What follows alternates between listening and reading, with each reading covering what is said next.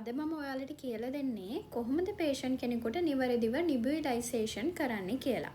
ඉතින් මේකට nebulise කරන්න නම් machine එකක් ඕන වෙනවා.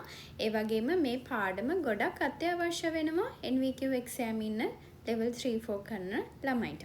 ඔයාලට පේනවා ඇති වීඩියෝ එකේ මුලින්ම patient ගේ pulse check කරන්න ඕනේ සහ respiration බලන්න ඕනේ. නාඩි සහ ශ්වසනය බලනවා. ඒක නිවැරදි වැඩිහිටි පුද්ගලයෙක්ගේ තියෙන ඕනි ප්‍රමාණය තියෙනවද කියලා බලනවා. ඊට පස්සේ ડોක්ටර් දෙන prescription එකට අදාළව ඔයාලට වීඩියෝ එකේ පේනවා ඇති අදාළව මාත්‍රාවට ඒකට අවශ්‍ය බෙහෙත් ප්‍රමාණය සිරින්ජ් එකකට අරගන්නවා. ගොඩක් වෙලාවට සැල්බියුටමෝල්, ඉප්‍රවෙන්, පල්මිකොට් වගේ ඖෂධ තමයි ડોක්ටර්ස්ලා දෙන්නේ. ඊට අමතරව normal saline මේ සමගම දෙන්න කියලා prescription එකේ ලියලා තියෙනවා.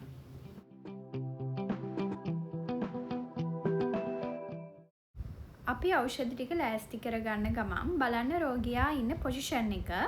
රෝගියාව තියලා තියෙන්නේ semi fowler position එකේ. ඒ කියන්නේ හිස පැත්තෙන් ඔසවලා අංශක 60ක් වගේ ප්‍රමාණයකට තමයි තියෙන්නේ. මේ විදියට හරි fowler position එකට අංශක 90කට ඔසවලා වුණත් patient ව තියාගන්න පුළුවන්. ඊළඟට අර අපි ගත්තු බෙහෙත් ටික දාගන්න ඕනේ nebulized kit එකට. nebulized kit එකේ තියෙනවා මේ වගේ medicine cup එකක්. ඒ cup එකට ඔයාලගේ syringe එක පාවිච්චි කරලා ඒක දාගන්න ඕනේ.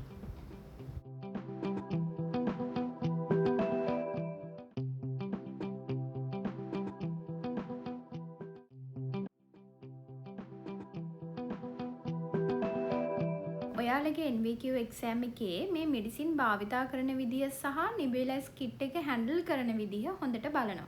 ඒ නිසා ඔයාලට බලන්න පුළුවන් වීඩියෝ එකේ තියෙන විදිහට patient ගේ මුඛයයි කටයි හොඳින් ආවරණය වෙන විදිහට අපි මේක යොදා ගන්න ඕනි. ඒ වගේම බලන්න ඔයාලා ඊට පස්සේ කොහොමද nebulized kit එක හරියට තිබ්බට පස්සේ machine එක on කරන්නේ. ඒ කියන්නේ ඒක හොඳට මුහුණට ආවරණය වුණාට පස්සේ තමයි machine එක on කරලා විනාඩි 10ක වගේ කාලයක් අපි බලාගෙන ඉන්න ඕනි. විනාඩි 10ක්ම නෙමෙයි බෙහෙත් ටික අර මෙඩිසින් කප් එකෙන් ඉවර වෙනකම්ම අපි මේක දෙන්න ඕනි. සාමාන්‍ය වෙලාවක් ඉතින් විනාඩි 5ක් 10ක් අතර කාලයක් මේ වැඩිහිටි පුද්ගලයෙකුට යනවා. අපි nebulise start කරාට පස්සේ patient ගේ unit එකෙන් එළියට යන්න හැකියාවක් නැහැ. රෝගියා ගාවම ඉන්න ඕනි. මොකද දන්නවද එයාලට කැස්සක් එන්න පුළුවන්. ඒ වගේම patient මේක allergic වෙන්න පුළුවන්. ඉතින් ඒ වගේ reaction එකක් ආවොත් අපි එයා ගාවම හිටියොත් තමයි patient අපිට recover කරගන්න ලේසි වෙන්නේ. ඒ නිසා අපි විනාඩි 5ක් 10ක් අතර ප්‍රමාණයක් patient ගාවම ඉන්න ඕනි. nebulized kit එකේ තියෙන medicine cup එකේ බෙහෙත් ප්‍රමාණය ඉවරුණාට පස්සේ තමයි අපි මේ machine එක off කරන්නේ. එතකොට patient ව දැනුවත් කරලා අපි මේක දැන් නවත්වනවා කියන එක දැනුවත් කරලා තමයි අපි machine එක off කරන්නේ. කොහොමත් මේ NVQ exam එකේ බලන ගොඩාක් දේවල් වල මේ පොදු කරුණක් තමයි රෝගියා දැනුවත් කරන එක. මේ ඕනම procedure එකක් අපි patient explain කරනවා. ඒකේ හැම step එකක්ම patient explain කර කර තමයි අපි කරන්නේ. එතකොට රෝගියාත් ඒ පිළිබඳ දැනුමක් ලබා ගන්න නිසා.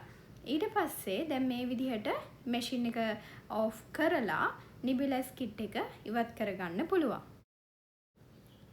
nebulized kit එක ඉවත් කරගත්තට පස්සේ අපිට පුළුවන් ඒක සෝදලා වියලිව නැවතත් ප්‍රයෝජනයට ගන්න පුළුවන් ආකාරයට තියාගන්න.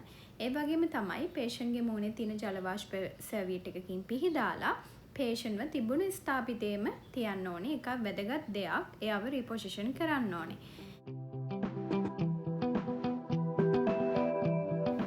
NVQ exam එකට අවශ්‍යම procedure එක තමයි nebulization.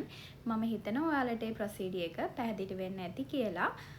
තවදුරටත් මිස් මදුමි YouTube channel එක subscribe කරලා නැති අය subscribe කරන්න. ඒ වගේම bell button එකත් click කරන්න. මම මිස් මදුමි.